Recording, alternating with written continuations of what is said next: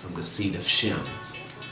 We can obviously see that the Lord found favor with the heart of Abraham and blessed him, making him the father of many nations. The seed of Shem and the seed of Ham was always closely intertwined, being always closely geographically located next to one another under the same African sun.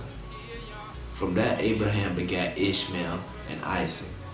Through research of ancient lineage, one can see also that the nation of Islam and how it relates to the seed of Ishmael. The Lord told Abraham that he would bless the seed of Ishmael, but his covenant shall be established through Isaac. Isaac then begat Jacob, whom later on wrestled with God himself, and the Lord changed his name to Israel.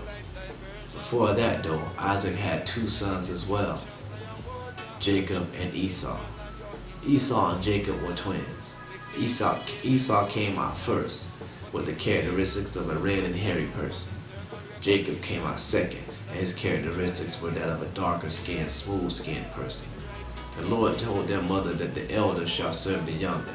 This is a key point as well. Through the tradition of man, it is usually the first or older son who is supposed to get the blessings of the father, to carry on the leadership of the family. But as we can see, with Ishmael and Isaac, that did not happen, being the Lord chose Isaac. Obviously man makes plans, but the Almighty God makes the decisions. This is also the case with Esau and Jacob. Esau foolishly sold his birthright to Jacob for bread and a pot of lentils when he was desperately hungry one day. The Lord saw this and took it into account when he decided to allow the chain of events to take place.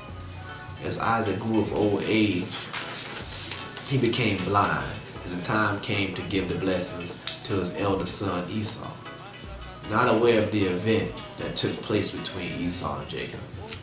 Their mother Rebekah found more favor with Jacob's heart, and as Isaac called for Esau to go and fetch him his last meal, for his death was near, Rebekah told Jacob of his father's command. Then, by dressing Jacob up with skins of the goat to appeal to his father's touch and trick him as if he were Esau, Jacob presented himself to Isaac and received the blessings of his father without Esau's knowledge of the situation. This was obviously supposed to happen, being the Lord allowed it to, and the selling of the birthright, which the Lord saw as well.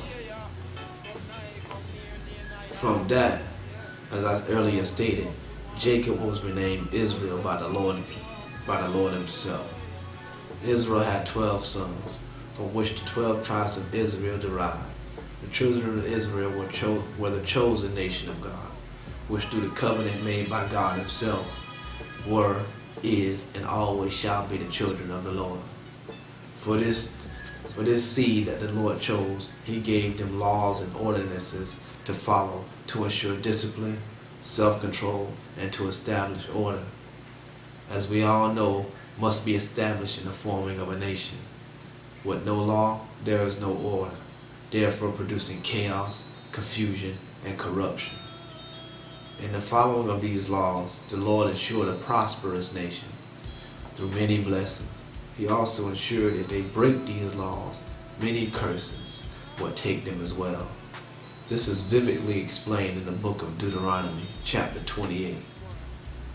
In the final verse of the chapter, a prophetic passage is made which places a direct identity on the children of Israel, which distinguishes them from any other people in the world.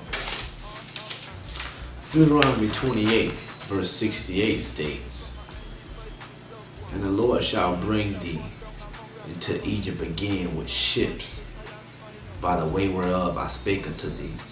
Thou shalt see it no more again, and ye shall be sold unto your enemies, for bondmen and bondwomen, and no man shall buy you." The children of Israel were taken as slaves once already in the land of Egypt, and remained there for 400 years building the pyramids and laboring for the Egyptians.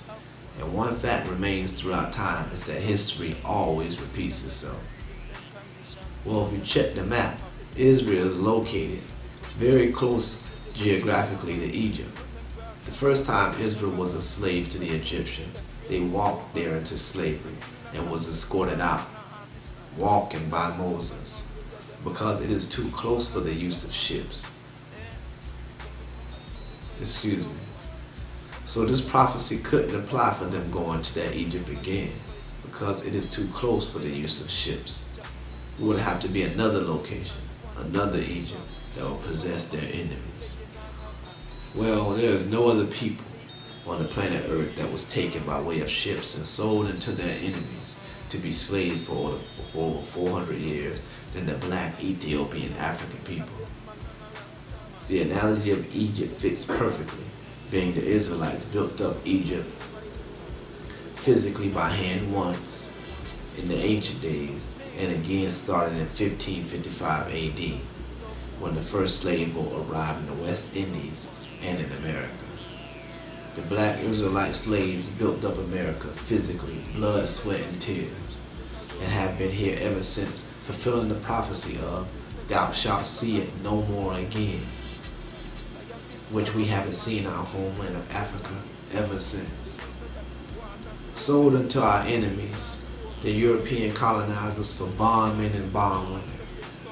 The final breakdown of the prophecy, "and no man shall buy you," means after all of your slavery and laboring, no man or race on earth shall buy you back from your enemies to return to your home. None. It will take the Lord himself to redeem us without money, to return us to our original state of his children, and return us to our own land to live in order and royalty as once before. Because remember, what goes around comes around. And as it was in the beginning, so shall it be in the end. As God himself is the Alpha and Omega, we are also the same in one. As it is proven through life, we and only we are the children of Israel, the chosen and peculiar people of God. This is why the whole world sat back and watched our captivity and bondage from 1555 up to the present moment in time. These facts were purposely kept from us, so we would never know our true identity, therefore giving us no sense of who we are.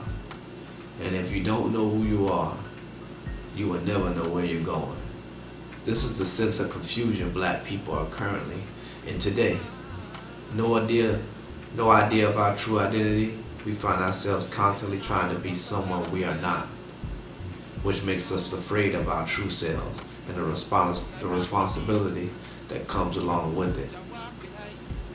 Everyone in the world wants to be black, but us.